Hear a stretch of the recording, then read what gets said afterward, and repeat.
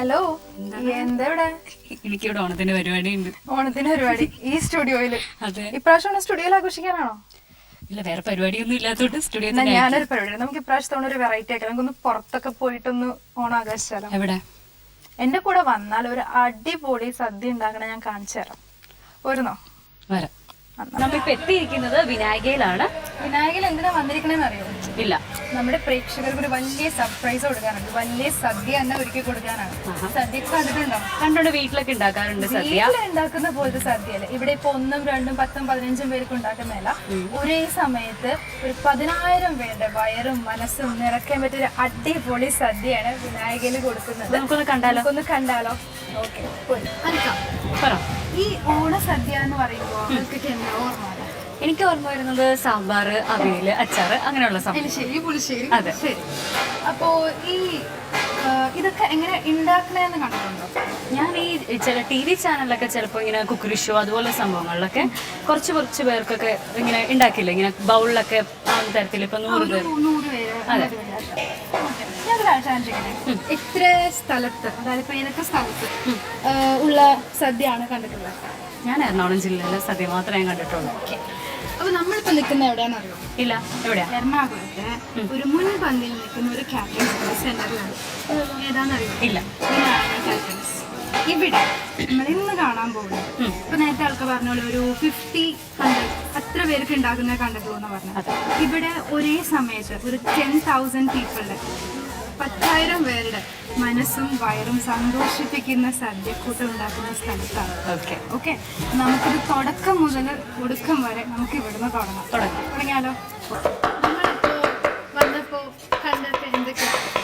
നമ്മളിവിടെ ഫുൾ എന്താ ഒരു നല്ലൊരു വലിയൊരു അടുക്കള, ഫുൾ പച്ചക്കറിയും എല്ലാം കൊണ്ട് നിറഞ്ഞിരിക്കുക. ഇവിടെ പച്ചക്കറി എന്തൊക്കെയാണ്? നമ്മളിപ്പോ കടലങ്ങ, എന്താ പറയാ, സവാള, പച്ചമുളക് ഒക്കെ പച്ചയാണ്. ഇപ്പൊ നമുക്ക് ഈ ചേട്ടന്മാരുടെ അടുത്ത് എന്താ പറയാ കുറച്ച് കാര്യങ്ങളൊക്കെ ചോദിക്കാം. ഇതെന്താ സാധനം അറിയോ? അടുക്കളയിലൊക്കെ ഞാൻ കേറാറുണ്ട്. ഈ പറയണ ആളോ? ഇല്ല. അപ്പൊ നമുക്ക് ചോദിച്ചാലോ? ചോദിക്കാം. ചേട്ടാ, പേരെന്താ ചേട്ടൻ്റെ? ചേട്ടന്റെ പേരോ? മണി. ചേട്ടന്റെ പേരോ? 3 പേരും കൂടി സഹായിച്ചിരുന്ന് ഇങ്ങനെ ചെയ്യാല്ലേ? ഓക്കെ. ഇത് എത്ര മണിക്ക് തുടങ്ങും ഇവിടെ രാവിലെ? എത്ര മണിക്ക്? ഇതിപ്പോ എന്തിനുള്ള ഇതാണിത്? അവിയലിന്റെ കഷ്ണം. ഓക്കെ. ഇതിപ്പോ നാളത്തെ സദ്യക്കുള്ള പുറപ്പാടായിരിക്കും അല്ലെ? അപ്പൊ എത്ര മണിക്കൂർ നീണ്ടു നിൽക്കും ഈ ഒരു പ്രോസസ്? പച്ചക്കറി അരിയാനും ഉണ്ടാക്കാനും എല്ലാം കൂടി കഴിഞ്ഞ സദ്യയായി വരാൻ എത്ര നേരം എടുക്കും?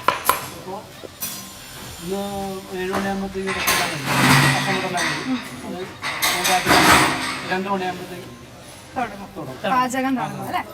ഇത് അവിയലിനാണ് അല്ലേ?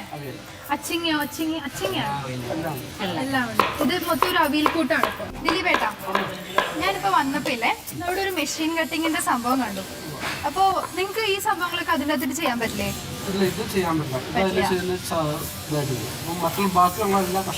അപ്പൊ എന്തൊക്കെ കഷ്ണങ്ങൾ അതിൻ്റെ അകത്ത് നമുക്ക് ചെയ്യാം? ചേന, മത്തങ്ങ, വെള്ളരിക്ക, കുമ്പളങ്ങ, അങ്ങനെയുള്ള എല്ലാ കഷ്ണങ്ങളും കൃഷി. അപ്പൊ ഒരു സമയത്ത് ഇപ്പൊ എത്ര പേർക്കുള്ളത് അതിന്റെ തെരഞ്ഞു കിട്ടും ആ ഒരു മെഷീനില്? 5000 പേരുടെ ഒരു സമയം 5000 പേരുടെയാണ് കൊടുക്കണേ അല്ലേ? നല്ല ശബ്ദമല്ലേ? എത്ര നാളായപ്പോ ദിലീപേട്ടൻ ഇവിടെ? 21 വർഷം. ചേട്ടനോ? 15. ചേട്ടനോ? 16 വർഷം. അപ്പൊ ഈ പ്രാക്ടീസ് ആണല്ലോ. ഞാനിപ്പോ ഇത് കണ്ടിങ്ങനെ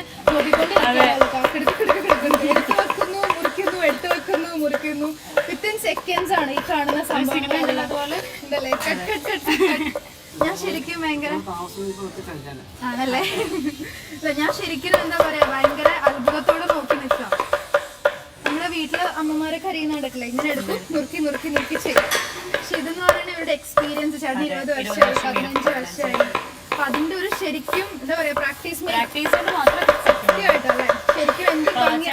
അത് നോക്കിയേ, ഓരോ പീസസ് അതിന്റെ ലെവലിൽ കറക്റ്റ് ആയിട്ട് സമ്മതിക്കണല്ലോ. എന്തായാലും അടിപൊളി. നമ്മളിപ്പോ അവിയൽ ഉണ്ടാക്കുന്ന സംഭവങ്ങൾ കണ്ടു. അതില് പടവലങ്ങ, പാവയ്ക്ക, അച്ചിങ്ങ, കിടക്കുന്നൊക്കെ പറഞ്ഞ് അറിയുന്ന സംഭവങ്ങൾ കണ്ടു. അടുത്ത നമ്മൾ നിൽക്കുന്നത് കൂട്ടുകറിയുടെ സ്ഥലത്താണ്. ഇതെങ്ങനെയാന്ന് നമുക്ക് ചോദിക്കാം. ഇത് വന്നിട്ട് ചേനക്കൂട്ടുകറി. ചേനക്കൂട്ടുകറി ചേനയും കടലയും ഇട്ടുള്ള കൂട്ടുകറിയിൽ ഒരു ബ്രൗൺ കളർ ഡിഷ്, എന്റെ ഫേവറേറ്റ്. ഒരു ചെറിയ സ്വീറ്റിഷ് ആയിട്ടൊരു ഡിഷ് വറുത്ത തേങ്ങയൊക്കെ ഇട്ടിട്ട് അതിൽ നമ്മൾ ഒരു ആ കോമ്പൗണ്ടിന് സെറ്റാവാൻ വേണ്ടിയിട്ട് സെറ്റാവാൻ വേണ്ടിയിട്ട് നമ്മൾ ആ ക്വാണ്ടിറ്റിയിൽ ചെറുതായിട്ട് ഇങ്ങനെ അതേ മെറ്റീരിയൽ കണ്ടില്ലേ, സെയിം മെറ്റീരിയൽ. ഞാൻ അതാണ് ആദ്യം ഇത് നോക്കി ശരിക്കും എന്താ പറയാ സ്ക്വയർ പീസസ് ആണ്. അപ്പൊ ഞാൻ അതാണ് ഉപ്പേരി ഭാഗം പോലെ ഉണ്ട്. പക്ഷെ ഇത് നമ്മുടെ മെഷീനിൽ കട്ട് ചെയ്യാൻ പറ്റില്ല, പൊട്ടിപ്പോകും. അതുകൊണ്ടാണ് ഇത് കൈകൊണ്ട് കട്ട് ചെയ്യുന്നത്. കായ ഒരിക്കലും നമുക്ക് മെഷീനിൽ കട്ട് ചെയ്യാം. അപ്പൊ നമ്മൾ ഈ ചേന അരിയുമ്പോൾ ഈ ഒരു ഇതിൽ തന്നെ കിട്ടും, ഈ ഒരു സ്ക്വയർ പീസസ് രൂപ കിട്ടും അല്ലെ? കാറ്ററിംഗ് സെന്റർ എന്ന് പറഞ്ഞിട്ട് ഇപ്പൊ നമ്മള് ശരിക്കും എന്താ പറയാ ഒരു ഫാക്ടറി മറ്റാണ്. ഇപ്പൊ ഈ ചേട്ടൻ ഇങ്ങനെ നിറയെ ഇട്ടുകൊണ്ടിരിക്കുകയാണ്. ശരിക്കും പകുതിയോളം എന്താ പറയാ ഇവിടെ വർക്ക് ചെയ്യുന്ന ആൾക്കാരുടെ പകുതിയോളം ജോലി എനിക്ക് തോന്നുന്നു. ശരിക്കും ഈ ഒരു കൊച്ചിയില് നമ്മുടെ ഈ ഒരു സംഭവം, ഈ ഒരു മെഷീൻ ഈ വിനായകന് മാത്രമാണ് എനിക്ക് തോന്നുന്നത്. ശരിക്കും ഹെൽപ്ഫുൾ ആണല്ലേ? നമ്മൾ അരിപൊടിപ്പിക്കുന്ന മെഷീൻ കണ്ടിട്ടുണ്ട്, വെജിറ്റബിൾസ് ചെറിയ മെഷീൻ കണ്ടിട്ടുണ്ട്. പക്ഷെ ഇത് നോക്കി ചേന കണ്ട പോലത്തെ കട്ടിങ് അല്ലേ? മാറ്റി ഓരോ സംഭവങ്ങൾ ചെയ്തുകൊണ്ടിരിക്കുകയാണ്. അവിയലിന് വേണ്ടിയിട്ടാണ്. ചേട്ടൻ ഇവിടെ എടുത്തിടുന്നു, അത് കട്ടായി വരുന്നു, എടുത്തിടുന്നു, കട്ടായി വരുന്നു. അതാണ് ഇപ്പോഴത്തെ പ്രോസസ് ഇവിടെ നടക്കുന്നത്. അപ്പൊ അവിയലിനുള്ള സംഭവമല്ല ഇവിടെ റെഡിയായിക്കൊണ്ടിരിക്കുന്നത്. അവിയലിനുള്ള കട്ടിങ്ങാണ് അല്ലേ?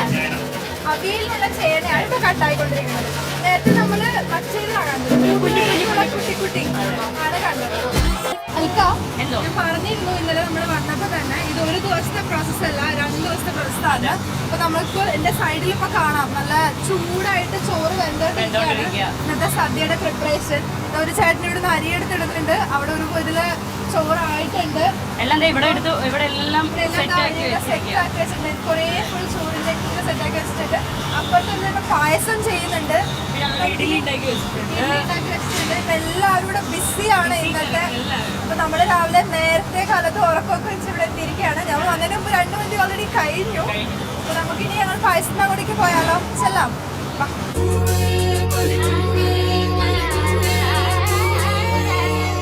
ചേട്ടൻ ഇങ്ങനെ കംപ്ലീറ്റ് ആയിട്ട് ഇടുന്നുണ്ട് അരിയിലെ. ഇവിടെ ചോറ് വേണ്ടിട്ട് കണ്ടിട്ടുണ്ടോ? ചോറൊക്കെ വെള്ളം തന്നെ അതിന്റെ അടിയിൽ കൂടി തന്നെ എല്ലാം ഉള്ള പ്രോസസ്സിങ് ഈ ഒരു സംഭവത്തിൽ തന്നെ എല്ലാം ചെയ്ത് വെച്ചിട്ടുണ്ട് അല്ലേ? 5 ഒരുമിച്ച്. നമ്മുടെ വിനായകയിലെ നല്ല സ്പെഷ്യൽ പായസമാണ് പാലടപ്രഥമൻ. അങ്ങ് കേരളം തുടങ്ങി ലണ്ടൻ വരെ ഈ ഒരു പാലടപ്രഥമൻ എത്തുന്നുണ്ട്. നമുക്കിൻ്റെ ഒരു സീക്രട്ട് നമുക്ക് ചോദിക്കാൻ എന്താണ്? പാലടയ്ക്കകത്ത് സീക്രട്ട് ഒന്നുമില്ല. പ്രേക്ഷകരുടെ ധാരണ അങ്ങനെ വല്ലതുണ്ടെങ്കിൽ അങ്ങനെ ഒന്നുമില്ല. ഇത് നമുക്ക് പഴയ ട്രഡീഷനിൽ കാരണവന്മാർ എന്ത് പറഞ്ഞിരിക്കണോ അത് അതിൻ്റെ പ്രോസസ്സിൽ ചേർക്കുന്നേ ഉള്ളൂ ആ ടൈമിന്. ഇതിപ്പോൾ നിങ്ങൾക്ക് എടുത്ത് നോക്കിയാൽ അറിയാം, ഇതിനകത്ത് പാലും പഞ്ചസാരയും അടയല്ലാണ്ട് ഒരു സാധനം ഉണ്ടാവില്ല. ഈ പാല് നമ്മൾ കണ്ടൻസ് ചെയ്യുക, പഞ്ചസാര കൊടുത്ത് ഇതിനെ വറ്റിക്കുക. ആ വറ്റിക്കുമ്പോൾ കിട്ടുന്ന കളറും ഫ്ലേവറും ആണിത്. 5 മണിക്കൂറാണ് ഒരു പാലടയുടെ പ്രോസസ്സ്.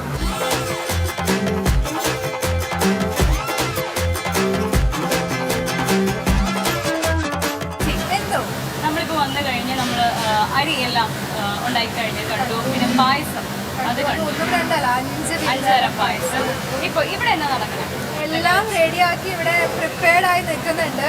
നമുക്ക് സൈഡിൽ നോക്കി കഴിഞ്ഞ് കഴിഞ്ഞാൽ ചേട്ടന്മാരിതാ ഇതിൽ നമ്മൾ കംപ്ലീറ്റ് കളിക്കൂട്ടത്തിന് വേണ്ടിയുള്ള സംഭവങ്ങളൊക്കെ അരിഞ്ഞു വെച്ചിരിക്കുന്നതാണ്. ഇന്നതാ നമുക്ക് രുചിയേറിയ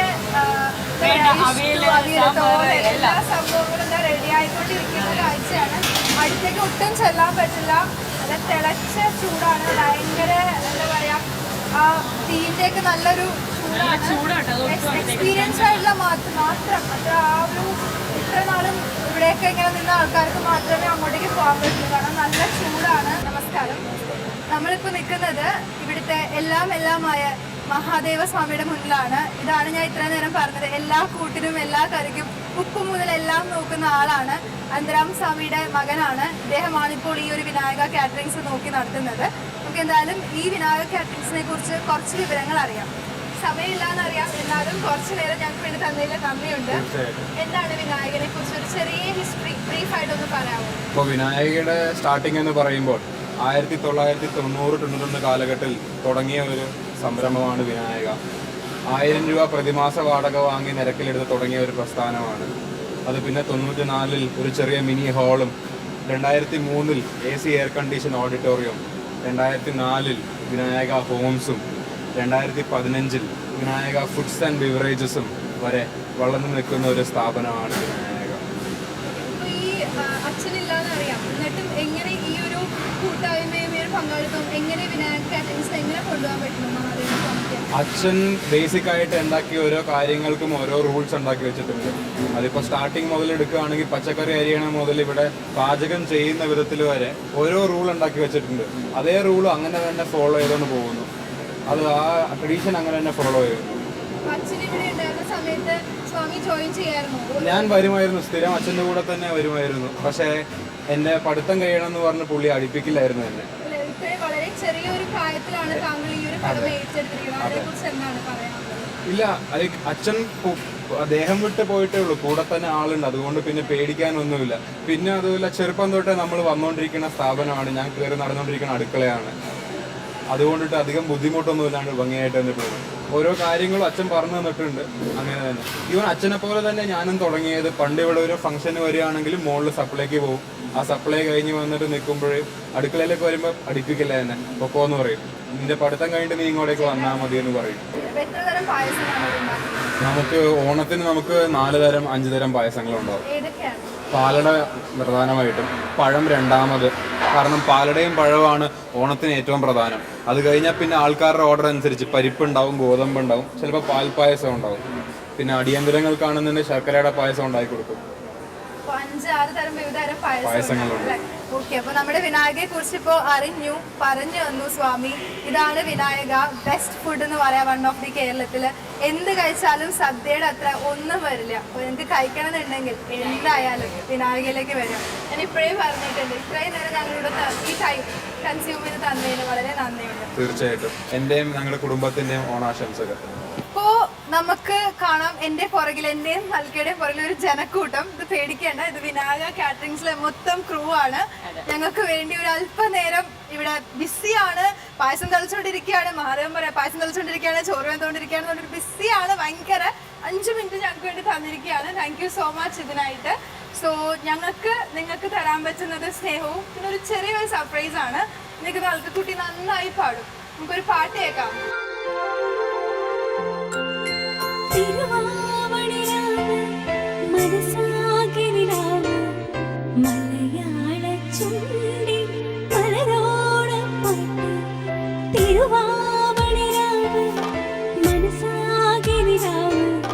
മലയാള ചുണ്ടി മലരോട പാട്ട്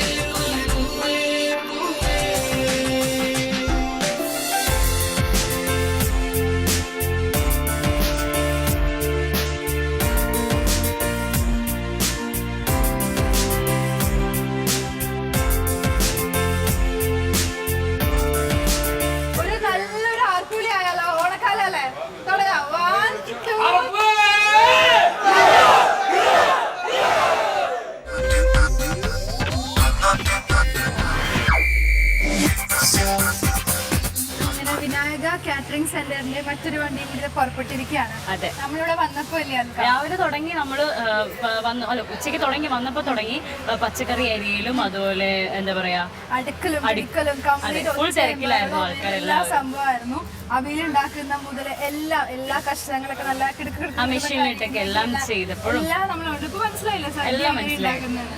അപ്പൊ ഈ ഒരു സദ്യ കൂട്ടം നമുക്ക് എല്ലാവർക്കും പരിചയപ്പെടുത്തി തന്ന വിനായക കാറ്ററിംഗ് സെന്റർ ആണ്. കേരളത്തിലെ one of the famous catering centres ആണ്. അപ്പൊ എല്ലാവർക്കും സന്തോഷത്തിന്റെയും ഐശ്വര്യത്തിന്റെയും നല്ലൊരു ഓണം എല്ലാവർക്കും ആശംസിച്ചുകൊണ്ട് ഏവർക്കും ഓണാശംസകൾ പറയുന്നു. നന്ദി.